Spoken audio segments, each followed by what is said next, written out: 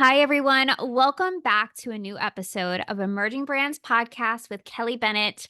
I am a New York City based brand strategist, and one of my favorite things to do is talk to founders who build cool emerging brands, people that I could talk shop with, talk about the industry, and hear their story and their strategies and their advice about building brands. So, Phoebe Dodds is here today. She is the founder of Buro155 and Social Capital. She's also a brand strategist and does really cool work building brands in major cities around the world.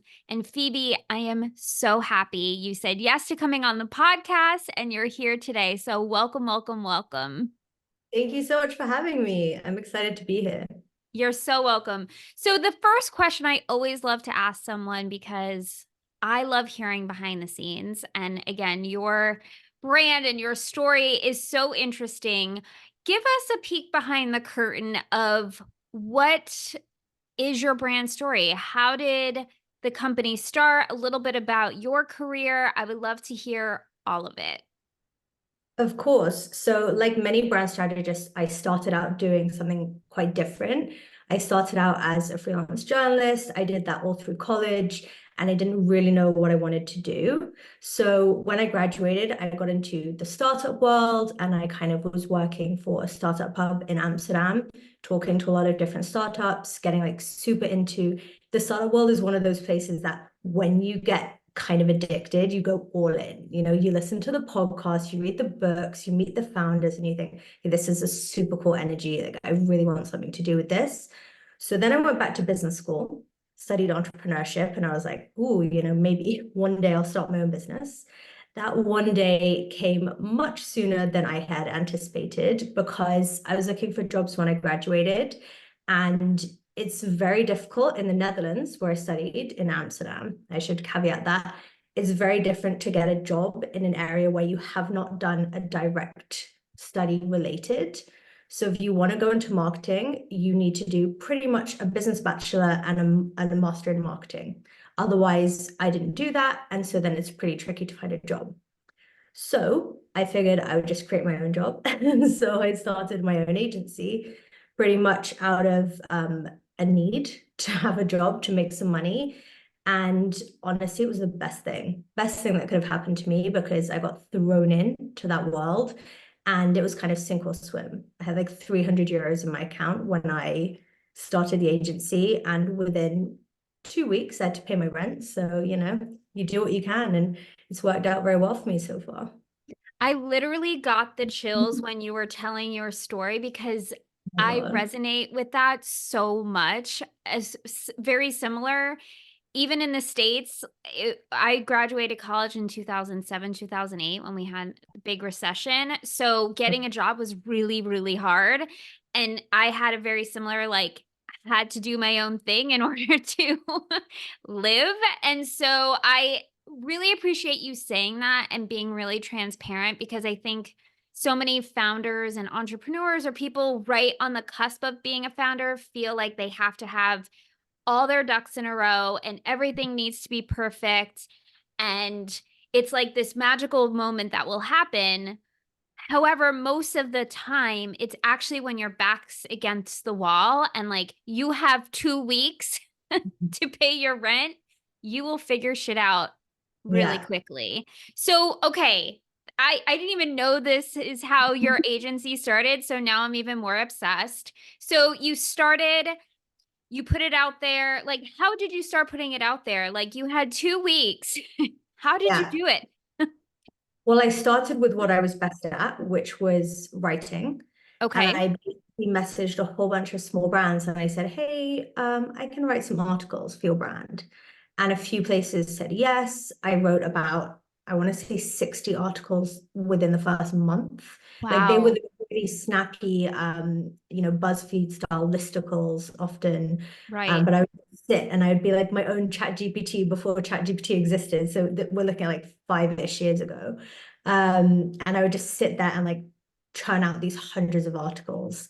And that was enough to get me kind of, the most important thing is obviously having social proof and Right. being able to show people, okay, like I've done XYZ, because no one's going to hire you if you've never done it. So that was my very first step to get money to pay my rent in the first month. And then the next thing I did was I literally read maybe 30, 40 business books. I went on Amazon and I just typed in like best books on marketing, bought them all, read them all, highlighted them all. And then within a few weeks, this was like maybe 2 months into the business, I was offering some free consulting to kind of get my own methodology under my belt. And that was it. I did 1 month. This is actually pretty cool. I wanted to do a group course. So I said, right, I'm going to do a 4 month free course because that way there's no pressure on me. It's free, Right. like lucky to be here. So I put out something saying, I'm looking to do something free. I want to do it for like 10 people. And I had 80 applied. I had, Wow. I had like 800 followers, something like that. And so I didn't want to obviously turn them away. So I picked 10 of those to do 4 one-to-one sessions completely free. This is January before the pandemic. And then the rest I kind of funneled into a 4 week course that I invented on the spot because I had said I was going to do it. So all of a sudden I had to go back to all my marketing notes and everything that I'd highlighted. And I was like, right, let's turn this into a little 4 week program. And I pretty much teach it now, even today, when I go into consult for a company, it's based on everything that I did that very first month. That So is incredible. it was really cool because I had 40 testimonials, 40 case studies, 40 people sharing my work in 1 month. And, we don't have to get into the should you ever work for free debate, but those 4 weeks of mad hustle, my career would not be anywhere near it is without that. So I Again, did that is an incredible, real, tangible example of it. putting it out there. And I'll Mhm. be really honest with you, I know that there's very much a debate around doing work for free. However, I'll totally admit, I also did a lot of work for free in the beginning to get my name out there, and what you just touched upon, really flushing out my own methodology Exactly. so that I could then sell it. Like, I wanted, exactly what you said, not to have that pressure and to Yeah. really flush it out and have, like, that creative freedom where you can really just do what you want to get it out of your head and in practice, and then be like, "Okay, this is what it is," and then duplicate it for sales. So I love that you did that because I think, again, sometimes we overlook really practical steps that we could take to building our business and our brand, especially when it's service based. And that is a really great tangible example. So thank you for sharing that. That's Of awesome. course. So what did you find that you wanted to do differently in the industry? You have a background in journalism. Now went to school for entrepreneurialism, touching on marketing, brand strategy. Like, what did you want to do differently within this space? So one of the things that I was really drawn to was working across different countries. Mm. I was super lucky. I grew up in Paris, Frankfurt, Amsterdam, and London as a Oh, kid. So cool. I kind of moved around a lot, which was amazing. And then I kind of kept that going as an adult. I've lived in Berlin, between Paris and Amsterdam right now. So a little bit of everything, which is great. And I realized that something was quite unique about that, not just having the cultural understanding of those places, but also having the network. So I make Right. sure to keep in touch with anyone I meet who I click with, either on my travels or when I live somewhere, make sure I check in with them regularly and have a really nice relationship with them, help them out whenever I can.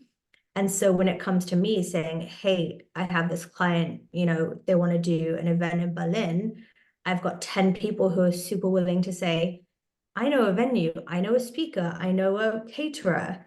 And that kind of accidentally became my USP based off of something that was a natural, really intrinsic part of myself, my personality, which was really nice. Again, so cool. So cool. That was one of the things that really intrigued me about you and what you do is how you're connecting in multiple cities around the world and building brands and having those networks. So it's interesting how that's how you grew up and how you were also able to leverage that part of your childhood now into your career and business. What an awesome way to differentiate yourself by just essentially how you grew up and now how it's so essential to your business. That's Yeah, really cool. it's a lot of fun. It's also kind of it's very cyclical. So, Right. one person says, "Hey, I'm going to this city. Do you know anyone I should meet?" And I send them five friends. They meet, they partner on something, then they come back to me and say, "Should we do something together?" And the whole chain kind of keeps going, which is super special. Incredible. So how do you work with brands? So if someone was looking on your website, and I know you also do social capital, Yeah. what is the day to day or the essential work that you do with brands? So it's based around organic growth. So I Okay. pretty much do everything related to brand and marketing apart from paid social. So we look at things like partnerships, creative collaborations, maybe across different countries and different cities. We do things like get people on podcasts, not through press, but more through sort of relationships, Hmm. anything like that. For clients, I've created a podcast, for example, or I've created a blog series interviewing people that we then turn into an online magazine, all that kind of stuff that is geared towards and driving growth without paying for views directly, essentially. I love how you're differentiating that and also focusing on the organic growth because being in this space for a while, I think there was such a then huge swing to everyone was just obsessed on paid digital, which there's definitely a place and time for it. However, to really build brand and Mhm. relationships and community and the things that are tried and true that an algorithm change isn't going to sway is organic growth, is exactly what you're touching upon between partnerships and collaborations, events, gatherings, right? Like all the things that are the backbone of a brand. So I Right. really love how you focus on that organic growth and even differentiating, saying we don't do this, but we do everything else to really build Yeah. your brand. That's great. Yeah, That's it's really a lot interesting. of fun as well. So if a brand, who is your like your ideal client? Ooh, that's a very good idea, a very good question. I essentially, it's not so much a brand itself, it's more Okay. any brand that's open to doing cool new things Okay. and to pushing the boat out a little bit. Because there's a lot of brands that I speak to and I say, you should open here, like you should try an activation in Paris. And they're like, that's a bit complicated, and maybe next year, whatever. So I just love working with brands who like will listen to every idea. We won't shoot it down unless there's a very good business reason, and who are just willing to kind of see what happens organically, because I'm a big believer in the fact that you can't overplan things. You just Yes. don't know what's going to resonate where. So you have to feel it out a bit. And a lot of brands aren't willing to do that. It sounds like also you give them an opportunity and space to experiment and test in new markets. Yeah, absolutely. Coming from an entrepreneurial background and studying entrepreneurship, testing is everything. Yeah. Um, Pretty much the one piece of business advice I would give anyone at any stage in any industry. I find it very crazy to see how often people will make assumptions about what their customers want. And my question is always, why? Where's the proof? Why do you think they want this product or this service or whatever? And it's like, if you haven't even tested it, you might as well, in my eyes, you might as well be creating something out of thin air. You really need that proof of the pudding before putting in the hard work. I'm literally going to send this interview to clients and Oh, people who are like, well, this is what I'm thinking. And I also am like, based on what, right? I think we right. negotiate so much with ourselves and overthink where there's actually no proof to that. It's just our assumptions. So, thank you for saying that. And we have this recorded, and I'm literally going to This share it is the proof. along Because it's so important. You need to have data, you need to have feedback, and you need to also be speaking to people who you want to be working with, right? Just because your random friend gave you feedback who isn't even your ideal customer or client, nor would ever buy your product, maybe let's not put so much weight on that, Exactly. right? Especially coming from working with Dutch people who are Mm, known for being very direct and blunt with their feedback. That's useful because you know they're speaking authentically and they're saying what they think. There's this whole joke in the startup world that people talk about the mom test. If your mom says she likes something, that means nothing at all, and you can place zero weight on it because your mom's probably not going to tell you she hates you on your website, you know? right. So go for proof, take ego out of the picture, be led by the data, and that's all there is to it. It's so simple, but so many people get this wrong. It's so true. It is simple in theory, but the practice of it is Yeah, really challenging because we all think that we have all the answers at times or feel like, well, if I didn't come up with it myself, maybe it doesn't it won't work or whatever the case may be. yeah, So again, I love how your business touches upon different markets and yeah, allowing a brand that opportunity to have that global reach and to have feedback from multiple different markets and the nuances and understandings of those cultures to have better understanding for how they yeah, organically want to build their brand. yeah. It's so So cool. interesting. That is so cool. I love it. So something that you touched upon around advice and around what you would share with an entrepreneur, is there anything else that you would touch upon looking at both brands that you have and the work that you do, as far as even for, say, a CPG brand or a food and beverage brand, or for, say, an emerging brand? Anything that's jumps out at you that you would love to pass on? Yes, I think when it comes to CPG brands, especially ones that sell B2C, the Mhm. more you can talk to your customers, the better. That Right. isn't just testing things, but even having focus groups. I think every single brand should have some kind of ambassador program or focus group where they can, whether it's a WhatsApp group, they can post something in, they can drop a poll in and say, guys, which flavor, which color, what do you think?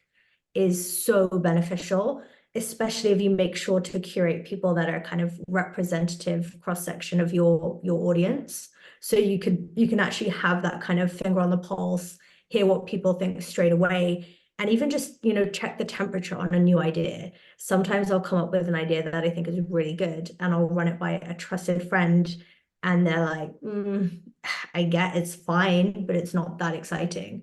And that automatically changes my perception. So I think the more people can get that feedback, the better. And then my second piece of advice would be, especially for founders, keep learning as much as you can, Mm. get inspiration from literally everywhere. I have obviously a ton of websites that I go to for inspiration. I love reading from all kind of genres, especially memoirs. Love a good memoir. But you can get inspiration from anywhere, whether it's for a new slogan, a new product, a new activation, a new kind of discount, whatever it might be. Walk down a supermarket, especially for CPG brands, walk down the aisles of all types of stores. If there's like a store in Chinatown, you can go get some inspiration there from packaging, whatever it might be, and just always stay curious. I think that's the number one thing for founders. That's a great piece of advice. Such a great piece of advice. What is your vision for Buro155 and social capital? That's a great question. So with Social Capital, we host events and dinners all over the world. So we're currently in New York City, Amsterdam, Paris, London, Berlin, soon in Sydney as well, which is a lot of fun.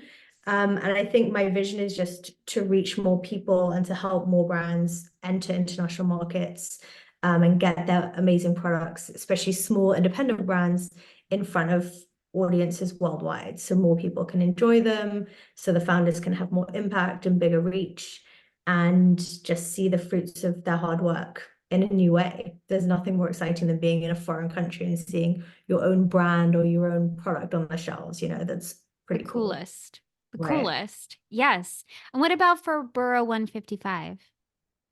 Well, there's a lot of overlap because we work Right. then with brands taking them international as well. I think the vision there is we're kind of working more in a micro agency function at the moment. So I've brought on a couple of people that I work with on creative projects so we can have a bit more reach. I'm one of those people that has got a lot of experience in a lot of different areas, but I've brought in some people who do very different things to me. So it's going to be very exciting to see where we can go now that we have a wider range of skills on board. Incredible. And where can someone connect with Buro155? And also just asking for myself, how do you attend a dinner with social capital? Because that sounds so cool. Of course. So to attend a dinner, you can follow us on Instagram at socialcapital.studio, and then we post whenever a dinner is coming up and you can just DM us. And for Bureau, my website is Buro155.com, and there's a ton of information on there. I'm also on Instagram. I just changed my handle from my business to my name. Oh, So okay. Good to know. at Phoebe Dodds _ Incredible. Love it. There's more Phoebe Dodds out there than I anticipated. Well, there's quite a few Kelly Bennetts, and that's why all my things say with Kelly Bennett, because Yeah. it was my way of differentiating myself. So I get it. Phoebe, I could talk to you for hours. I truly appreciate you taking the time to share about your brand and your story and the work that you do. Personally, I needed to have this conversation. I feel so inspired for the work that I have to finish today. And you definitely have re-engaged me in the creative process. So thank you so much. And I know that everything that you shared today, so many founders will find value and inspiration. So thank you again for sharing and coming on the podcast. Thank you for having me. You're so welcome. Thank you everyone for listening, and I'll see you next week.